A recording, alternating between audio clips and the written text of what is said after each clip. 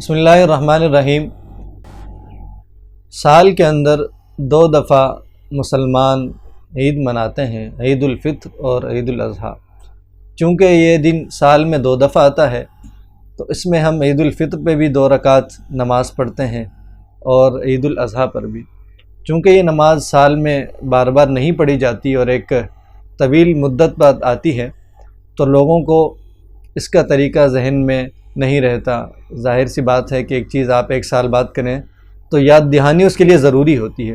تو آج ہم آپ کو عید الاضحیٰ کی نماز کا طریقہ سکھائیں گے۔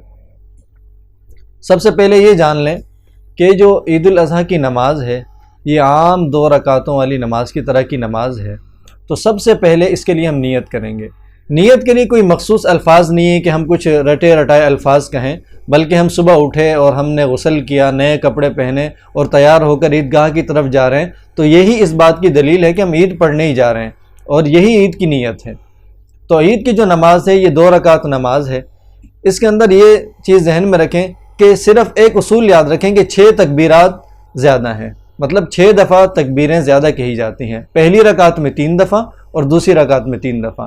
پہلی رکعت کا کیا طریقہ ہے کہ پہلی تکبیر ہے، اس کے بعد اللہ اکبر کہہ کر ہاتھ باندھ لیں گے اور امام اور مقتدی تمام ثنا پڑھیں گے، سبحانک اللہم و بحمدک و تبارک اسمک و تعالی جدک و لا الہ غیرک۔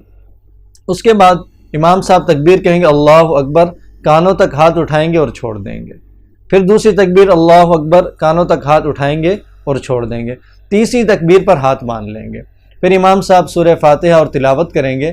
تلاوت کے بعد رکوع، سجدہ۔ پھر دوسری رکعت میں جب امام صاحب دوسری رکعت کے لیے کھڑے ہوں گے تو پہلے تلاوت ہوگی سورہ فاتحہ، اس کے بعد سورت ملائی جائے گی۔ اس کے بعد امام صاحب اللہ اکبر کہہ کر ہاتھ کانوں تک اٹھائیں گے اور چھوڑ دیں گے۔ اسی طرح مقتدی بھی کریں گے۔ پھر دوسری تکبیر اسی طرح، تیسری تکبیر اسی طرح، چوتھی تکبیر میں ہاتھ اٹھائے بغیر امام صاحب تکبیر کہہ کر رکوع میں چلے جائیں گے اور اس طرح پھر رکوع، سجدہ اور تحیات اس طرح سلام پھیر دیں گے۔ تو یہ 2 رکعت نماز عید کا طریقہ ہے۔ اس کے بعد خطبہ ہوگا، وہ خطبہ سننا بھی واجب ہے۔